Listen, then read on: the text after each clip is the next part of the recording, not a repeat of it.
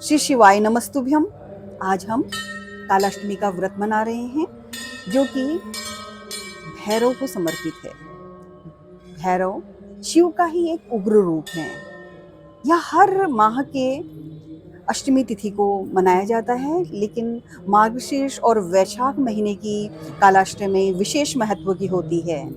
इस दिन पूजा रात्रि काल में की जाती है, विशेष मुहूर्त पर ही की जाती है और यह व्रत रोग, भय, शत्रुनाश और नकारात्मक शक्तियों से मुक्ति दिलाता है। भगवान काल भैरव को भय का नाश करने वाला माना जाता है, इसलिए इस व्रत को करने से हर प्रकार से के डर से मुक्ति मिलती है। और ऐसी मान्यता है कि जो राहु और शनि के नकारात्मक प्रभाव होते हैं, वह भी इस व्रत को करने से शांत हो जाते हैं। इस मंत्र का जप करें। ओम शिव गणाय विद्महे गौरी सुताय धीमहि तन्नो भैरव प्रचोदयात्। इस दिन सुबह जल्दी उठ जाएं, स्नान आदि से निवृत्त होकर स्वच्छ वस्त्र धारण करें और मंदिर की सफाई करें। शुभ मुहूर्त में भैरवनाथ की पूजा करें। उनको विशेषकर खीर, हलवा, गुलगुले और जलेबी का भोग लगाएं। घी का दीपक प्रज्वलित करें। शिव चालीसा और भैरवाष्टक का पाठ करें। बहुत ही विशेष फलदायी है। इस दिन आप फलाहार करें। रात्रि में इसकी पूजा होती है और दूसरे दिन पारण में इसमें आप भैरव कुत्ते को रोटी खिलाएंगे, उनको प्रसाद खिलाएंगे, उनकी पूजा करेंगे।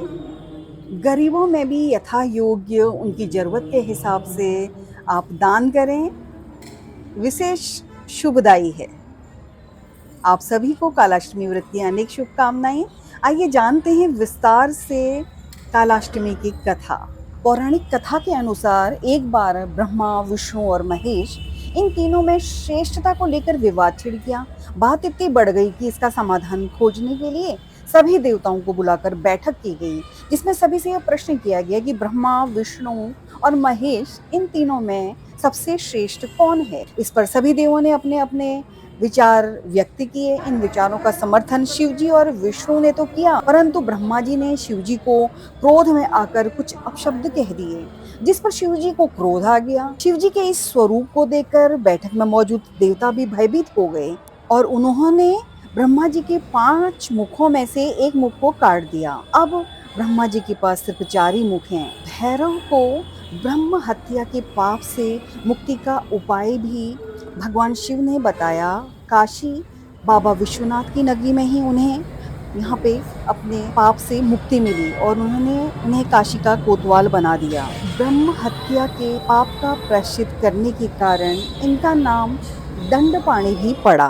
बता दें, भगवान भैरव का वाहन काला कुत्ता है और इनके हाथ में एक छड़ी है। इस अवतार को महाकालेश्वर व दंडाधिकारी के नाम से भी जाना जाता है। तो ये थी कालाष्टमी की कथा विस्तार से। भगवान काल भैरव को प्रसन्न करने के लिए करें ये काम। पहले तो काल भैरव के मंत्रों का जाप करें और इस दिन काले कुत्ते को रोटी अवश्य खिलाएं। भगवान भैरव को सरसों के तेल का दीपक अति प्रिय है, इसलिए मंदिर या घर के ईशान कोण में दीपक जलाकर ओम काल भैरवाय नमः मंत्र का जाप करें। व्यापार या नौकरी के लिए यदि व्यापार और नौकरी में रुकावटें आ रही हैं तो कालाष्टमी के दिन काल भैरव मंदिर में नींबू और मिर्च चढ़ाएं और फिर उसे अपनी दुकान या ऑफिस के दरवाजे पर टांग दें। मान्यता है कि ऐसा करने से बुरी शक्तियों और नकारात्मक ऊर्जा से रक्षा होगी और व्यापार और नौकरी में तरक्की के द्वार खुल जाएंगे। आप सभी को कालाष्टमी की अनेकानेक शुभकामनाएं।